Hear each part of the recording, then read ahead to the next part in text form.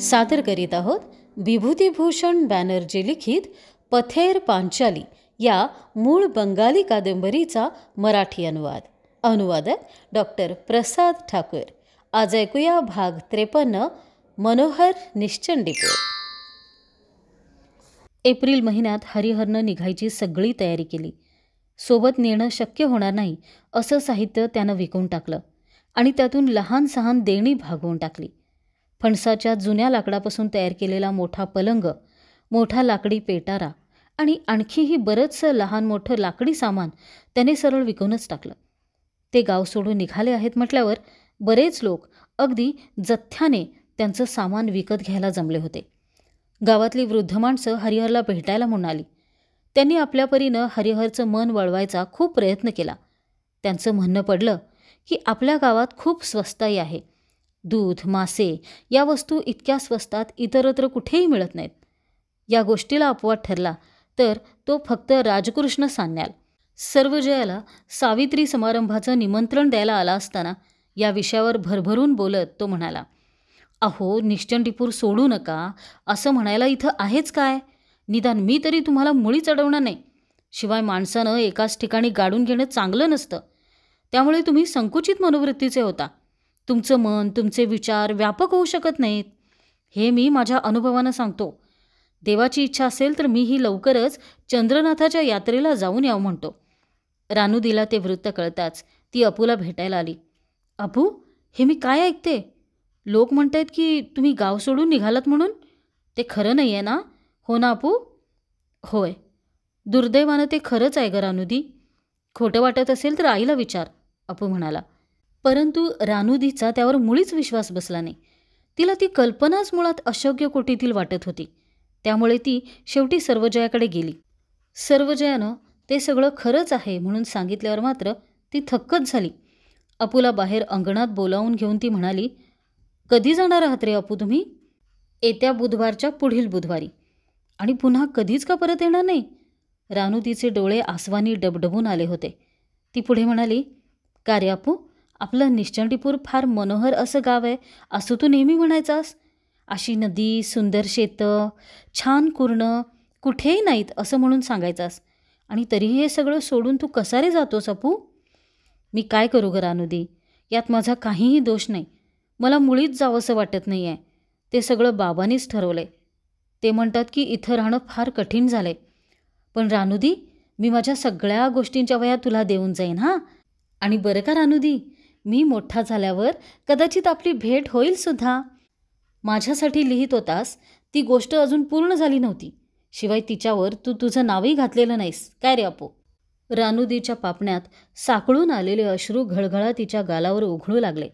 क्षणात रानुदी वळाली आणि झपझप पावलं टाकत निघून गेली. रानुदीला एवढा कशाचा राग आलाय हेच अपूला कळेना. पण तो तरी काय करू शकत होता? घर आणि गाव सोडून जायची आपली इच्छा आहे असं त्यानं कधीही म्हटलेलं नव्हतं. नदीकाठी डोहावर त्याला पोतू भेटला. त्यालाही काहीच माहिती नव्हतं. परंतु प्रत्यक्ष अपूकडूनच सगळं समजल्यावर तोही फारच अस्वस्थ झाला. एकदम नाराज होऊन तो म्हणाला, काय रे हे अपूदा, तुला छानपैकी बसून मासे पकडता यावेत म्हणून मी खोल पाण्यात उतरून तिथली झाडं झुडपं साफ केलीत आणि तू आता निघालास होय? तू तिथं बसून एकदाही मासे पकडणार नाहीस ही कल्पनाच मला पटत नाही बघ. यावर्षी 3ही महत्त्वाचे उत्सव थोड्या थोड्या दिवसांच्या अंतराने एकमेकांना जोडूनच आले. उत्सवाचे दिवस म्हटले की अपू आणि दुर्गा यांच्या उत्साहाला पारावार उरलेला नसे. त्या दिवसात ते कधीही वेळेवर जेवत नसत की धड झोपतही नसत. आता अपू एकटा असला तरी त्याच्या उत्साहाला उधाण आल्याशिवाय राहिलं नाही. त्यातच झालं असं की जिची तिला फार भीती वाटत असे ती अतुरी चेटकीण उत्सवाच्या पहिल्या दिवशी म्हणजे शिवरात्रीच्या दिवशीच मरण पावली. उत्सव होणार होता त्या मैदानाजवळच तिची झोपडी होती. बरीच माणसं जमलेली पाहून अपूही तिथं पोहोचला होता. तिथं गेल्यावर अपूच्या मनात लहानपणातली ती जुनी आठवण जागी झाली. त्या दिवशी तो याच अतुरीच्या भीतीने काटेरी झुडपं तुडवत पळत सुटला होता. त्या प्रसंगाची आठवण येताच अपू स्वतःशीच हसला. खरंच बिचारी अतुरी चेटकीण वगैरे काहीच नव्हतं. ती एक अत्यंत गरीब परंतु काहीशी कुरूप आणि एक असहाय्य स्त्री होती. तिची काळजी घेणारं किंवा आपलं म्हणावं असं कोणीही नसल्यानं त्या बिचारीला गावाबाहेरच्या त्या झोपडीत असं एकट्यानं राहावं लागत असे. कोणी जवळचं असतं तर तिला कशाला बरं असं एकाकी मरण आलं असतं. अगदी शेवटच्या क्षणाला देखील तिच्याजवळ कुणीही नव्हतं. आणि आता तिच्या अंत्यविधीसाठी सुद्धा अजून कोणी आलेलं नव्हतं. दिवसभर तिचा मृतदेह त्या झोपडीत एकाकी अवस्थेत पडून होता. पंचू धिवराच्या मुलानं धीटपणे झोपडीत जाऊन एक भला मोठा रांजण ओढत बाहेर आणला आणि लोकांसमोर उघडा गेला. कच्च्या कैऱ्यांच्या वाळलेल्या फोडींनी तो काठोकाठ भरला होता. त्यासाठीच ती झाडावरून पडलेल्या कैऱ्या गोळा करत असे. त्यांच्या फोडी करून आणि वाळवून विकत असे. कदाचित तिच्या उदरनिर्वाहाचं तेच एकमेव साधन होतं. गेल्या आठवड्याच्या बाजारात आपण तिला शेवटचं पाहिलं हे अपूला आठवलं. यावर्षी झोपाळ्यांच्या उत्सवातला आनंद अपूला मुळीच लुटता आला नाही. गेल्या वर्षी दुर्गानं तिच्यासाठी एक छोटंसं चित्र खरेदी केलं होतं आणि मनासारखं चित्र मिळालं म्हणून ती फार आनंदात होती. अपूला ते सगळं आठवत राहिलं. त्या दिवशी सकाळी त्यांचं भांडण झालं होतं. तरीही ते सगळं विसरून तिसरे प्रहरी दुर्गा अपूला म्हणाली होती, "अपू, तुला मी पैसे देते. असं कर, रावण सीतेचं अपहरण करत असल्याचं चित्र मिळतं का पहा." दीदीच्या त्या कल्पनेवर तुच्छतेने हसून अपू म्हणाला होता, "तू आणि तुझं ते चित्र मला काही सांगू नकोस. असल्या फालतू गोष्टी खरेदी करायला मला अजिबात वेळ नाही. त्यापेक्षा तू रामरावणाच्या युद्धाचं चित्र का खरेदी करत नाहीस?" त्यावर दीदी म्हणाली होती, "हे काय मुलांसारखं? लढाया आणि युद्ध याशिवाय तुझ्या डोक्यात दुसरं काहीच नसतं. त्यापेक्षा देवी देवतांची चित्र घेतली तर त्यात काय बिघडतं?" सौंदर्यविषयक अभिरुचीबाबत दोघांची मतं कधीच जुळत नसत. अपूला दीदीची अभिरुची फारच हास्यास्पद वाटे आणि तरीही आज त्याला तिची किती आठवण येत होती. कुंपणावरची वेल लाले लाल फुलांनी बहरली होती. तिच्यावर बसून झोके घेणारा तो लहानसा पक्षी मंजूळ आवाजात गात होता. ते पाहून अपूला फार एकटं वाटू लागलं आणि दीदीची तीव्रतेनं आठवण येऊ लागली, जिच्याबरोबर तो आपले आनंदाचे क्षण घालवत होता. मनातली गोष्ट सांगण्यासाठी तो जिच्याकडे धावत जात होता, अशी व्यक्ती आता निघून गेली होती. पुन्हा कधीही परत न येण्यासाठी कायमची निघून गेली होती. दीदी आता कधीही परत येणार नव्हती आणि त्याच्या खेळात भाग घेणार नव्हती.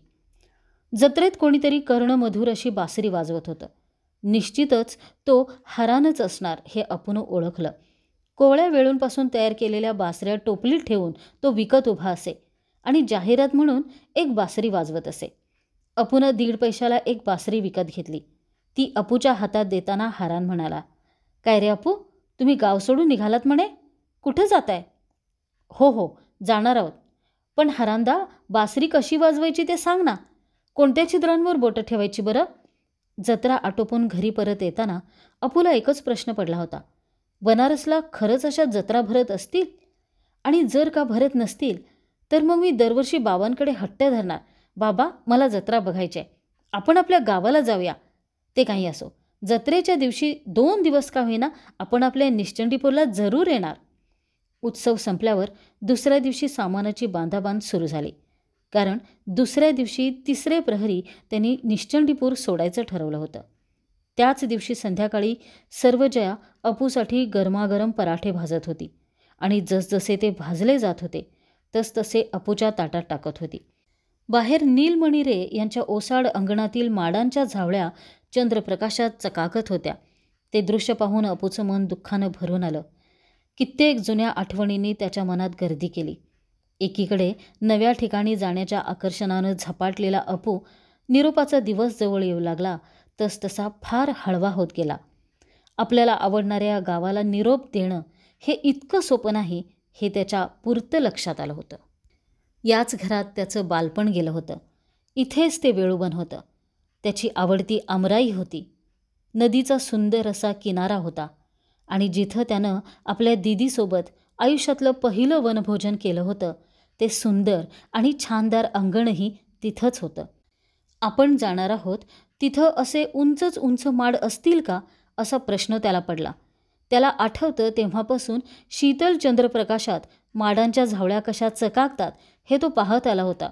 दीदीसोबत कवड्यांचा खेळ खेळतानाही तो मधूनच त्या चकाकत्या झावळ्यांकडे पाहून घेत असे आणि त्याचवेळी आपलं निश्चंडीपूर गाव किती सुंदर आहे याचा साक्षात्कार त्याला होत असे. तिथं त्या गावाला घराच्या कुंपणापलीकडे पसरत गेलेलं सुंदर असं जंगल असेल. तिथं आपल्याला मासे पकडायला जाता येईल, होडी वल्हवण्याचा आनंद लुटता येईल, आगगाडीचा खेळ खेळता येईल. आपल्या नदीला कदंबाच्या झाडाजवळ आहे तसा छानदार घाट तिथे असेल. आणि रानुदी, अशी रानुदी आपल्याला तिथं भेटेल. आणि सोनगंगेचं कुरण.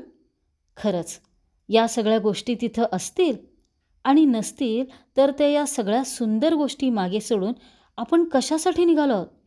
कशासाठी?